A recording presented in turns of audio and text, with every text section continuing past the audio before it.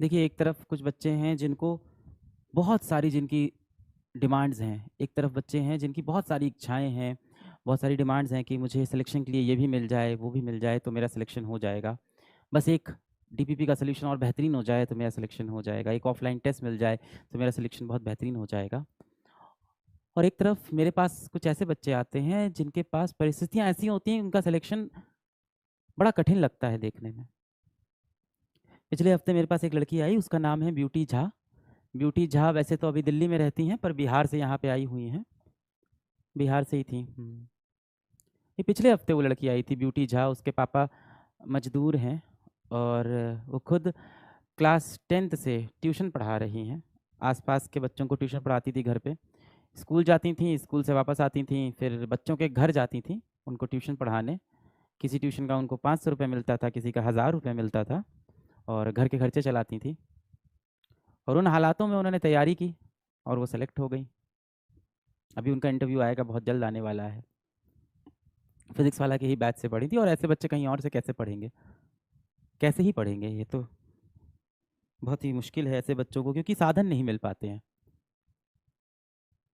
उस बच्चे की कहानी सुन के मुझे बड़ा दर्द होता है ऐसी कहानियाँ सुन के कि समाज में ऐसे बच्चे हैं जो ऐसे लड़ झगड़ के ऊपर आते हैं और बड़ा गर्व भी होता है कि यार भारत के खून में कुछ तो है, भारत के बच्चों में खून में कुछ तो है। हमारे देश के जो बच्चे हैं ना यार वो बड़े ही सख्त हैं।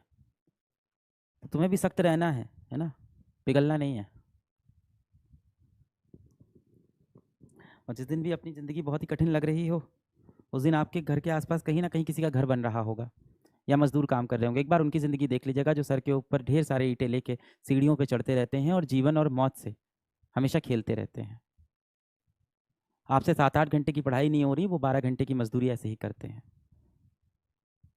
फिर उसके बाद जहाँ पे वहीं कंस्ट्रक्शन साइट होती है, जहाँ धूल-मिट्टी होती है, उन्हीं हाथों से जाके अपना टिफ़िन खोलते हैं, वहीं से रोटी-सब्ज़ी उसी हालातों में खाते हैं और खाने के बाद फिर से लग जाते हैं अपने काम पे और रात तक ऐसे ही काम करते हैं, ताकि उनको दिन के ₹300 मिल जाएँ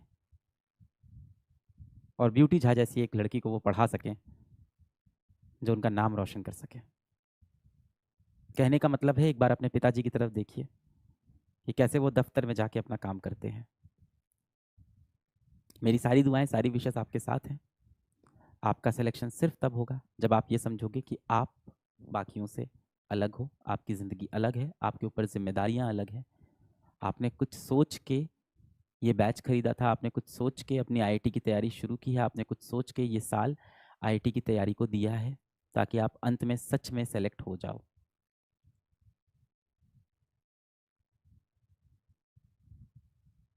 आईआईटी ही तो चाहिए ना आपको, एक सीट ही तो चाहिए आपको। कौन-सा आपको ऑल इंडिया रैंक 1 चाहिए?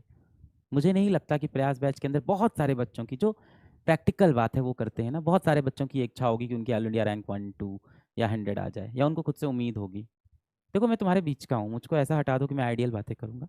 बहुत से बच्चों को उम्मीद भी नहीं होगी कि उनकी ऑल इंडिया रैंक 50, 100 आएगी, कुछ को होगी।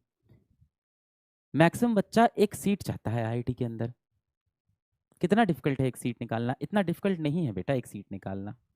हाँ, मैं मानता हूँ शुरुआत की 500 सीटें कहीं न कहीं रिज़र्व हो गई हैं क्योंकि वो बच्चे पिछले 2-3 साल से 4 साल से तैयारी करते हैं, वो क्लास 8 में ओलंपियाड देते हैं, 9 से आईआईटी की तैयारी करते हैं।